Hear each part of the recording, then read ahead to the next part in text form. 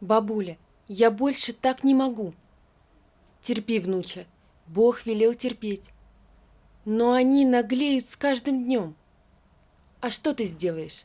Ничего, это же родня, сказала бабушка Аня, разведя руки в стороны. Тетя Марина, поесть чего-нибудь не найдется? Спросила Рита, заглядывая на кухню. Тебя мама твоя не кормит вообще? Марина уперла руки в боки и повернулась к девочке.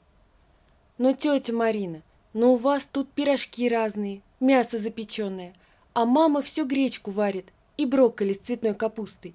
Я терпеть не могу брокколи». «Ладно, садись, раз пришла.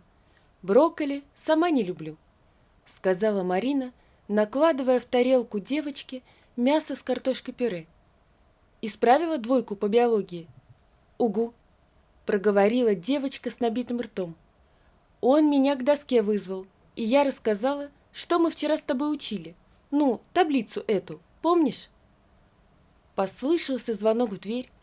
Бабушка Аня, не спеша шаркая своими теплыми махровыми тапочками, пошла в коридор и открыла дверь. Через минуту в кухню вошла Дана. «Здравствуй, тетя Марина!» Девушка обняла Марину и присела на краешек стула. «Вкусно пахнет!» «Положить?» — с улыбкой спросила Марина и, не дожидаясь ответа, достала тарелку и стала накладывать еду. «Как дела? Ты опять волонтерством в выходные будешь заниматься? А отдыхать когда? Похудела, осунулась, одни глаза остались». «Марина!» — послышался из комнаты голос бабушки Ани. Никитка проснулся. «Все, девочки, ешьте, а я побежала к сыну», — сказала Марина, на ходу снимая фартук. «Боже мой, какая круговерть! Я так больше не могу», — думала Марина, ловко переодевая двухмесячного сына Никиту. «И все на мне». «Ты за Ромкой?» — спросила бабушка Аня, когда через полчаса Марина выкатывала Никиту в коляске через порог на лестничную площадку. Девочки сидели на кухне и чаевничали. «Да, мы и так позже всех забрали его вчера. Воспитатель ругается. Пойду. Потом на площадке немножко погуляем и придем». «Идите с Богом», — сказала бабушка и перекрестила их. Вечером, когда с работы пришел муж Эдик, от ужина мало что осталось. Уставшая Марина после укладывания спать сыновей застала его на кухне, доедающего сливовый пирог. На большой тарелке от пирога были только крошки.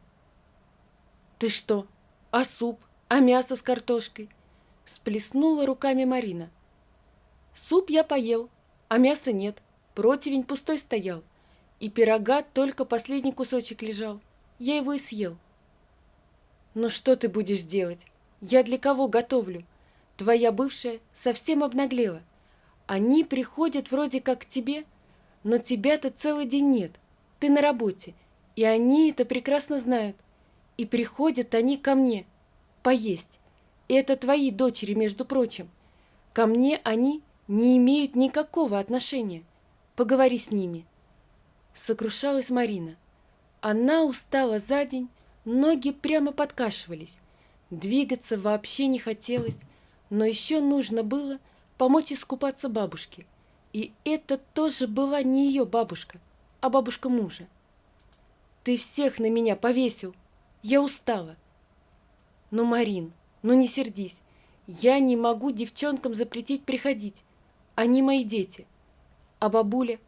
Но мы же в ее квартире живем. Вот накопим на свою». «И что, бросим бабу Аню? Как ты себе это представляешь? Я себе этого не прощу».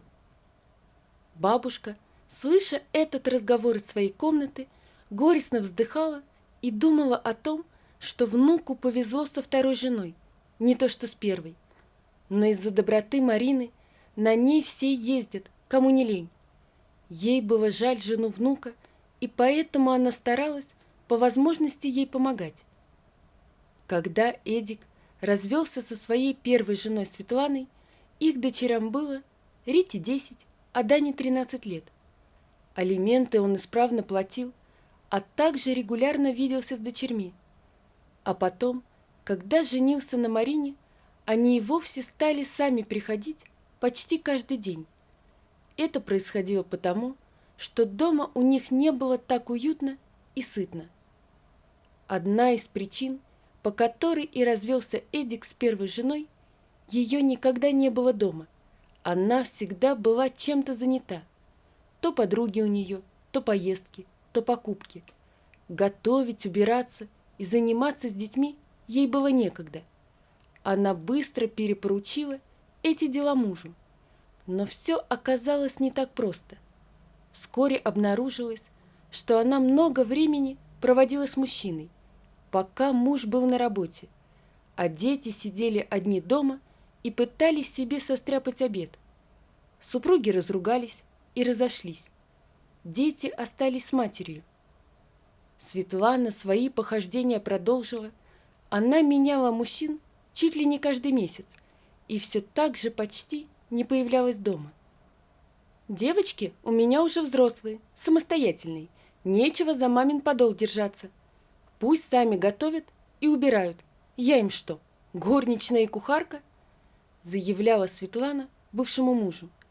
Однако деньги на питание и покупку разных нужных вещей дочерям она брала у него весьма охотно. Только шли они, похоже, не на то.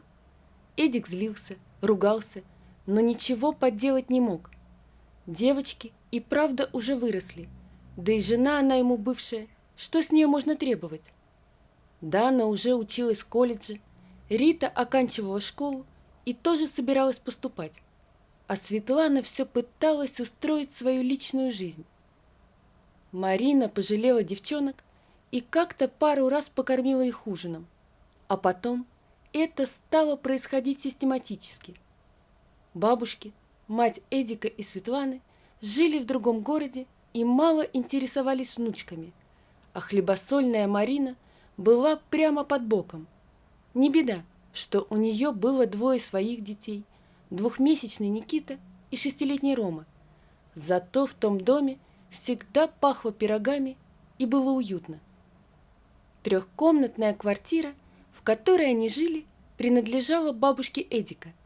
Она была совсем пожилая, на улицу уже не выходила, и ей требовалась помощь. Вот баба Аня и предложила молодым жить у нее. Марина и Эдик согласились, но в планах у них было приобретение своей квартиры. У Марины дома с родителями жили еще двое детей, младшие братья Марины. А Эдик, уйдя от Светланы, снимал комнату. Поэтому, конечно же, предложение бабушки всех устроило.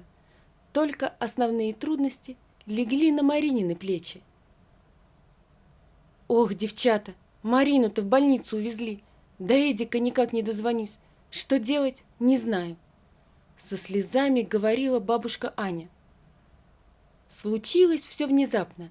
У Марины приключился приступ аппендицита, и скорая, которую вызвала для нее бабушка, быстро умчала женщину в больницу. Крохотный Никитка остался на попечении старушки. Хорошо, что Марина докармливала его смесью, и бабуля видела, как она ее разводила. Кое-как ей удалось накормить малыша, и он крепко спал в своей кроватке. Только бабушка присела отдохнуть и в 100-й раз стала набирать номер внука, как позвонили в дверь. Пришли правнучки Дана и Рита. Бабушка Аня рассказала им обо всем, что случилось, поминутно вытирая набегающие слезы. «Не переживай, бабушка, папа скоро придет с работы, а мы тебе поможем. Сейчас ужин приготовим, да, Рита?» сказала Дана, обнимая прабабушку. «Ага, я умею варить пюре и суп, яичницу могу. Бабуль, хочешь яичницу?» «В морозилке котлеты», сообщила Дана, копаясь в ящике для заморозки продуктов. «Сейчас разморозим и пожарим». «Какие молодцы девочки!» улыбнулась бабушка, держа в руке телефон. «Вот, дозвонилась до отца вашего». Эдик, услышав новость, тут же примчался, отпросился с работы, попутно забежав в детский сад и забрав Рому. Дом снова наполнился шумом и детскими голосами. Не было только Марины, за которую все очень волновались. К счастью, операция прошла успешно, и она уже приходила в себя, находясь в больничной палате. На следующий день ее навестил Эдик и рассказал о том, что происходит дома. «Бабулечка, милая!» – слабо улыбнулась Марина. «Спасибо ей. Когда у меня заболел живот, я до последнего не хотела вызывать скорую, потому что все думала о том, что с Никиткой-то делать.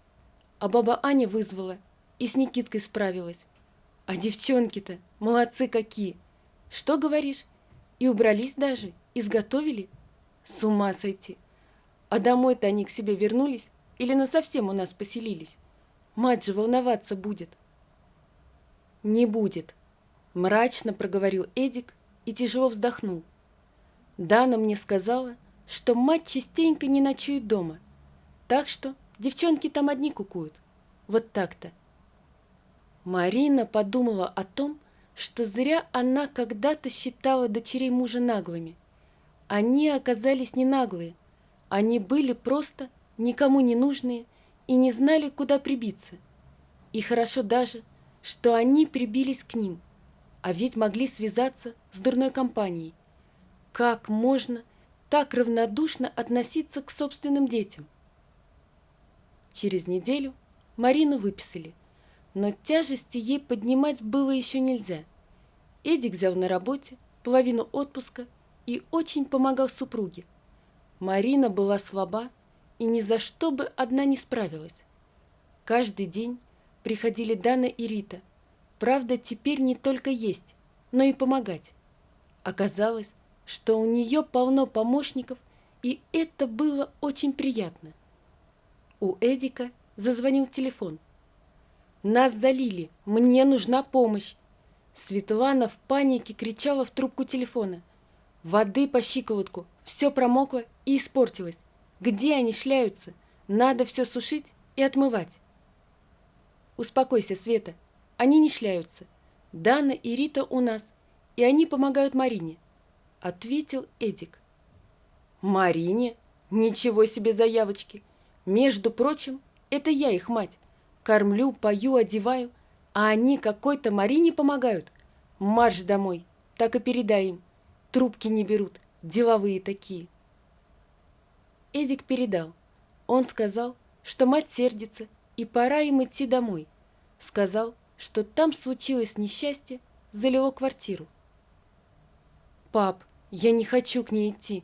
Она вспомнила о нас только когда надо убираться», заявила Дана, скрестив на груди руки.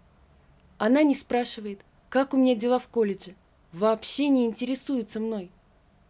«Ага, и мной», сказала Рита, надевая куртку. «Однако я пойду, а то попадет нам. Пока, мама Марина». «Я тоже пойду, поздно уже», сердито пробурчала Дана и чмокнула Марину и бабушку в щеки.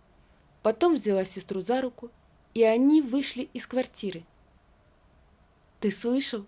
Она назвала меня мамой», прошептала Марина, и в глазах у нее блеснули слезы. «Мама, а куда ушли Рита и Дана? Мы еще пазлы не дособирали», спросил малыш Рома, выйдя из комнаты в коридор, где стояли родители и бабушка Аня. «Она ушла к себе домой», важно сообщила бабушка Аня. «А разве наш дом не их дом?» Устами младенца глаголит истина. Улыбнувшись и важно подняв указательный палец вверх, заявила Марина. Она подумала о том, что очень привязалась к девочкам и уже считала их своими. Время летело незаметно. «Мама Марина, я скоро замуж выхожу». «Девочка моя, Даночка, вот так новость». Марина так и села от удивления. «Познакомишь?» «Ага. Можно Антон завтра в гости к нам, то есть к вам придет?» Спросила Дана. «А матери ты сказала?» Вместо ответа, нахмурившись, спросила Марина. «Нет пока. Ну можно». «Как это нет? Надо сказать». «Я не хочу.